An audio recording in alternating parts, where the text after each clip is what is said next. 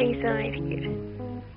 Å løpe når det regner, og prøve å råke sølvblikkene på hvert hopp. Ta den første banen som kommer og gå der man vil.